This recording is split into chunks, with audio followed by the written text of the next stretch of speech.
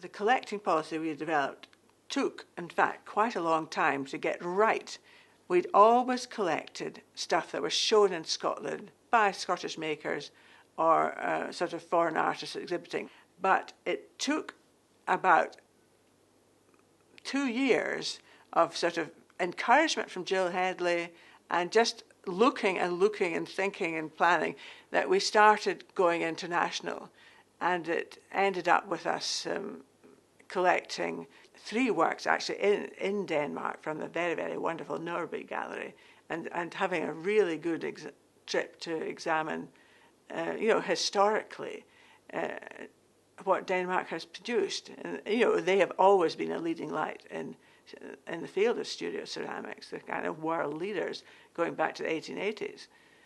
On my first trip down to London, I went to Contemporary Ceramics, a marvellous gallery, and I was absolutely bowled over by a marvellous cube by Colin Reid, who's one of the great glass artists.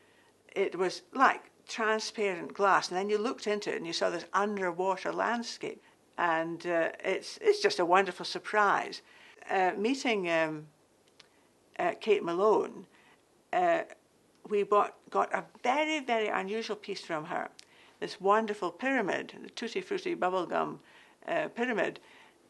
There are actually 49 sort of balls that are fused together and coated with 3 coats of rosso, which is a sort of marvellous red undercoat, and then scraped down so that you kept the crispness of the shape, not infilling it to become a blob. And with the pebble glaze on top of different colours, it breaks up and you get the red shining underneath. There were some presentational challenges. There are 2 very complicated installation pieces, for example. The Annie Cottrell Capacity has got, it's glass and it's almost transparent against a white wall, and it has to be done absolutely precisely with a very, very strong spotlight on it.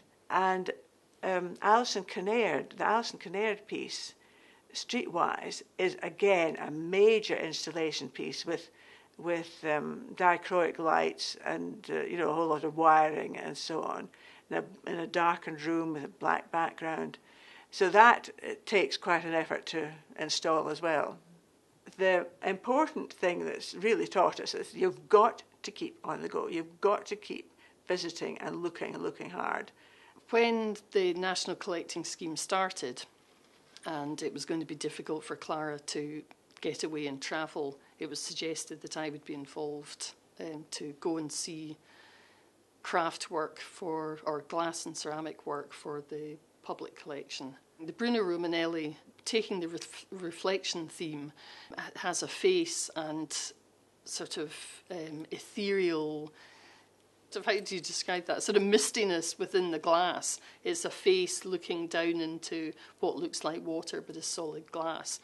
The Emma Woofenden piece was just huge, and I saw that in the Barrett Marsden and pointed it out to Clara. That was a really exciting piece of work because it's cast glass and it's huge, and it is a bit confrontational. I think that a lot of people saying is surging. Is it about waves and water? And then they see it and go, right. It's not. And the Halima Cassel, I've seen her work 2 or 3 times, and her work again is just large. It's technically very involved and repeating patterns. How you get a repeating pattern on something of that scale, is just, I think it's just remarkably interesting work. I think a lot of people are working larger scale now. I don't know whether it's more people working with buildings, working with architects and projects like that have made them scale up. Because a lot of jewellers now are making gates and, windows and large pieces like that, which maybe they, if you were just working as a jeweller before, you wouldn't have done. Looking back to the 50s and 60s and the studio ceramics then, it's very much, it's got a period flavour. And now we've got this very heterogeneous, I suppose more varied products, but they will still have an overall flavour. But I think this is everybody says this. This is a terribly exciting time for particularly glass and ceramics. So, you know, Grayson Perry winning the Turner Prize and all that sort of thing. With any museum collection, they'll maybe go in and out of favour, but hopefully they'll always be of interest.